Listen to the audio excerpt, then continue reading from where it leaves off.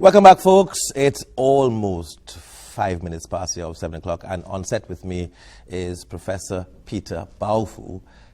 Professor Baofu is an author of 126 scholarly books, as well as numerous articles to provide a visionary challenge to conventional wisdom in all fields of knowledge.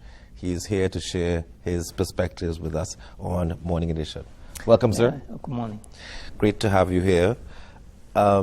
Let us begin by talking about the underlying trends that are transforming the world in which we live.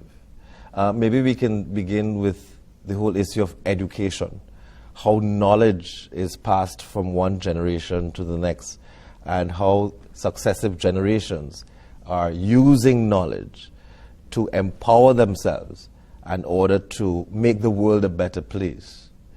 Do you think that with the use of technology, it has become a lot easier, a lot cheaper to pass on knowledge?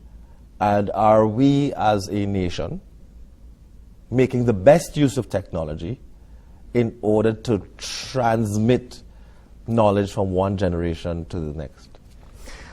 It depends what do you mean by we here. We means whom. But the question that you asked is a good question in terms of the value of education and knowledge, especially with the use of internet, as you just mentioned. But I think that it's just like everything in life is good and bad. Even the use of the internet is good and bad too. Many of the information on the internet, it depends on how you use that and what you find. It can be good, it can be bad. It's true for everything. So don't imagine that the internet is good for education. It can be good for education. It can be very bad for education. You spend all your time on the internet. Many of the information that you find may not be as accurate or valuable as some other educational sources that you may have conventionally. Mm-hmm. So this is true about everything in life. Mm-hmm. So don't just assume that the internet must be good. There are a lot of problems on the internet nowadays. Yeah. Misinformation. It's just like information now is used in a different way, in a more high-tech way. Yeah. But you can use it in a high-tech way for criminal, for misinformation, for propaganda, for many other reasons. Yes. So there's no internal, inherent nature that somehow the internet is good. No, it's good and bad. Well, let's talk about it from the perspective, and we're talking about education now. Let's talk about it from the perspective of creating the virtual classroom. Mm-hmm. And in so doing, because for many countries, providing good quality education is very expensive. A lot of infrastructure is involved in developing the spaces for people to occupy and to be taught in those spaces. Can the internet be used as an effective tool to make it cheaper, to reach people? So instead of people coming to a particular place to be educated, the knowledge goes to them on a screen. The instructor is on their screen, and so on. Is that model a much more effective way to reach young people in particular? And we can talk about retraining older persons later on. But is that an effective way, so at the primary level, at the secondary level, where you can better transmit knowledge to a particular segment of the population, but at a much lower cost? In economics, we can talk about economics of education. Everything has a cost and a benefit. You get what you pay for. You want to something cheap? Fine. Remember, the quality that you get may be lower than something a bit more expensive. Let me give you one example. I got my PhD from MIT, the Massachusetts Institute of Technology in Cambridge, Massachusetts. Now, many years ago, MIT proposed open courseware. Nowadays, you don't need to go to MIT. You go to the internet, you can listen to, watch all the courses going on at MIT right now. Yes. Instant, online. You can even send in some questions, and the professor may answer your question internationally. You do not pay. Isn't that amazing? At that time when it was proposed, a lot of schools said, well, maybe we should not do that because we are going to lose a lot of money that way. Yeah. Well, it turns out not so quick. Number one, the education that you get is not necessarily MIT education.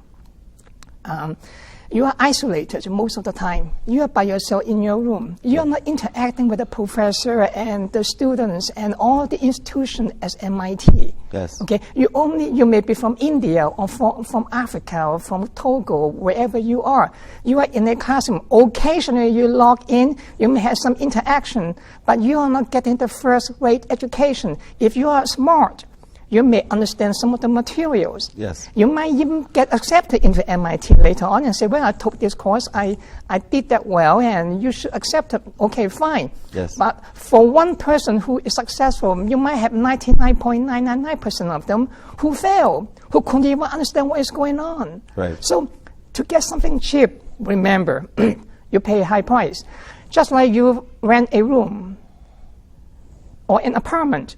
It's very cheap, fine. But remember, the quality of the room, the apartment, the house is not that good. Right. But if So you pay for it. Okay, so I take the argument with regard to tertiary level education. Now, if you were to step back and go back down the ladder, secondary, primary education. Now, for some countries, many developing countries around the world, it may be a case of at least getting this level of interaction online as opposed to nothing at all. Don't you think that based on the evolution of the internet, and some countries have been launching 5G networks and so on, do you think that that at least offers some opportunity for persons who may not have ordinarily received a primary level education or a secondary level education, that the internet does provide at least an opportunity for that to happen? Remember, in economic analysis, I say that again, cost and benefit. It's never the question, either you do it or you do not do that at all. No, this kind of thinking is very extreme, polarizing thinking. In reality, people do that all the time. It just depends on how you do it, in what way. Yeah. And what is your agenda? Yeah. What is the outcome that you want? Yes. How much do you want to pay for? And what are the benefits that you want to get? This kind of question, when you boil down to that, things is relative. Yes. You go to A, that's how they do it. You go to B, that's how they do that. So the question is not, should we use the internet or should we totally ban the internet? No, this is the one question to ask. Just nowadays, the top of 5G. Some years later, there may be 6G, 7G, 8G. A lot of countries will jump in. Some of the poor countries in Africa, they may never have gone into the same stages of evolution. Now, some of them are even talking about 5G without going through 1, 2, 3, 4, something like that. You can do that too, but remember what I said. There is an economic analysis over here. If you choose one, you do not do the other ones, and that's a cost. The opportunity cost. Oh, yes. Tremendous. Yes. So you have to think about that. Oh, let me give you another analogy. In some Africa nowadays, there are some Western NGOs. They go to Africa. They introduce some kind of new way to use water. They ask them to buy some kind of equipment in the village so that can help them to have clean water. Now, when they brought the machines in, number one, who is going to pay for this? The machine. And then you have to repair the machine. Then who is going to take care of the machine? Now, by the time you go through the list of the things that you need to do, it costs money. And then who are the people who lose their job because of you now? Before you had some people, they had a job. You want some water, I will bring the water for you. You pay me a little bit. I go to the well, go to this, I bring the water, carry in the header, do some other things. Now they lose their job. Now their job is not needed. Yeah. So this is called the sociology of whatever you do. So Well, this is the thing that we need to consider. The question is not should we not. That is relative to the cost-benefit analysis. Yes, Professor, it's been great talking to you. This is a very exciting conversation. I hope that we can continue this conversation very soon again.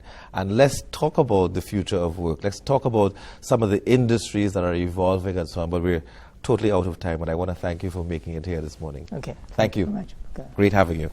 Okay, folks, there's still more on this scintillating agenda. Don't go anywhere.